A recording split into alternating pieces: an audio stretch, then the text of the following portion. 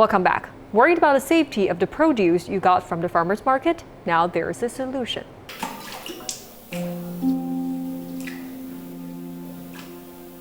The outbreak of pesticide residue-related hazards, food safety issues, and the like has shocked Ding Xiaorui, who has been engaged in promoting agriculture for over 20 years.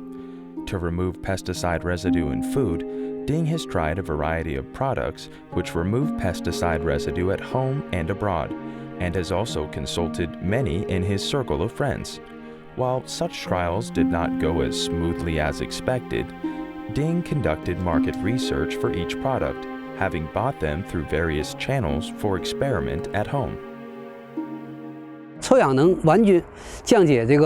With ozone water, pesticide residue can be completely eliminated. However, the ozone is directly piped to water from an ozone generator with the present technology available in the market. And it is possible for ozone overflow, which can have adverse effects such as respiratory tract and retinal stimulation if the ozone concentration is not properly controlled. So I have considered developing and manufacturing a lightweight and affordable product which is easy to use and effective in removing pesticide residue and finally also ensures people's health. The various attempts, despite not having solved the problem of pesticide residues, have brought Ding Xiaorui some like-minded friends.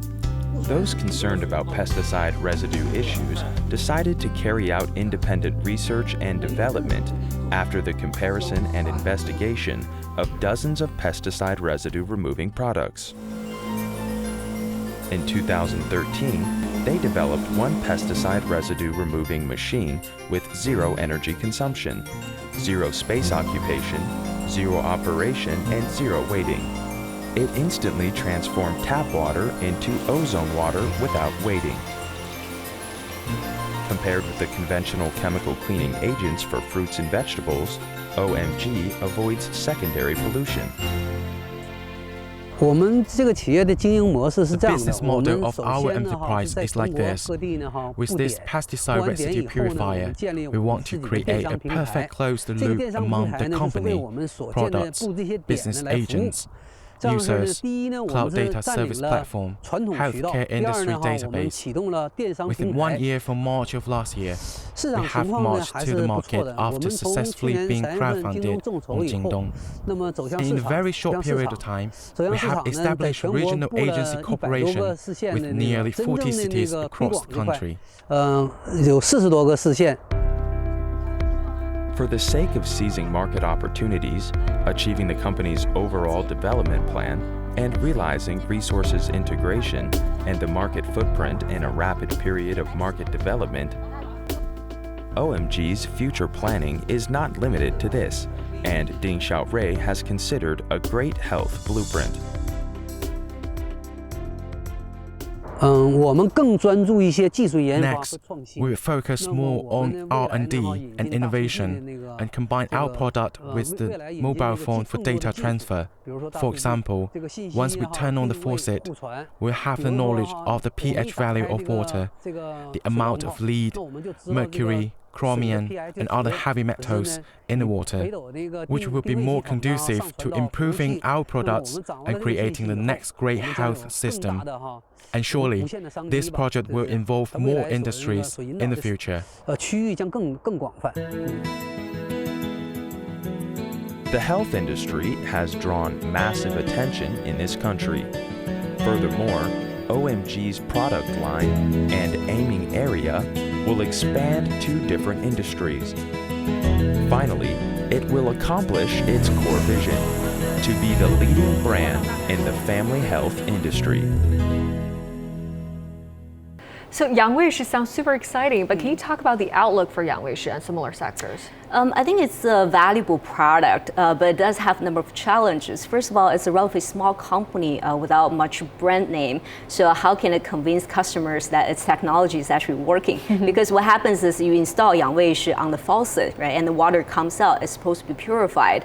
But the thing is, you don't actually see it, right? The result is now visible. And when you don't see the result, how can you know it's actually working? Right, so that's a concern in the minds of consumers. So I think this company needs to try very hard on protecting their IPs, getting their inventions patented. I think that's a way to build up their customer base and their reputation. And credibility as well, right? That's really the key. Right, and also if you think about the industry as a whole, this is an emerging industry, but as once the industry gets bigger and bigger, there'll be more competitors. Especially you can think of international players, domestic large players. You know, they will come into this market. They have bigger brand, they have more resources, they have better distribution channels, which I think will be actually a challenge, you know, for smaller companies to survive. That's definitely a case. But circular economy and these type of green companies sound like a fantastic idea. But what's the role for the government in this situation? What can the government do to help better develop the circular economy? Well, I definitely think the government, there's a lot of things the government can do to foster the development of this sector. For example, the government can actually try to increase the awareness among citizens, you know, the importance of circular economy, right? You need to protect the living environment that you're in. And second is to collaborate more, create more collaborations among business and between business and universities in terms of research and development effort. And also the government can actually put out more regulatory frameworks, you know, for example, ban or try to prohibit this non-circular behavior, right? So as a way to encourage more citizens to become sort of environmentally aware. Right? Talking about environmentally aware, we're the most aware perhaps about our dinner table. So how can we make our dinner table more green?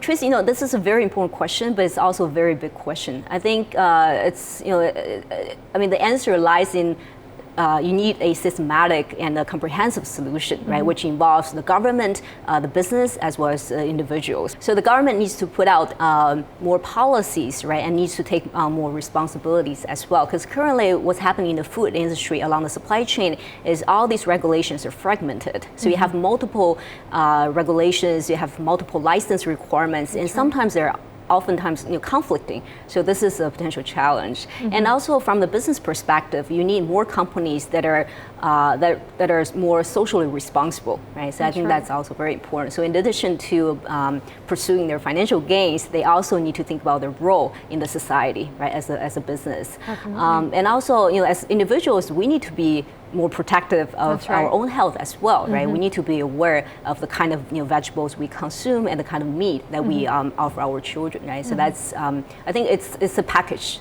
deal, right? The good news is that everybody, whether the government, the businesses, and individual consumers, have already started paying more and more attention in going green when it comes to the food, the air, and everything in between. Definitely. Thank you so much for your time today, Professor Jia. Thanks for having me, Tracy. As China enjoys an economic boom, environmental pollution has become a serious problem. As income rises, more and more people start to shift their priorities away from chasing pure profits. China's massive consumer base has also become increasingly aware about the importance of going green. Now, do follow us on YouTube, Facebook, and Twitter to share your thoughts. And if you have an interesting business case to tell, make sure to email us at newmoney@cctv.com. Thank you very much for joining me this week on New Money. We'll see you again at the same time next week.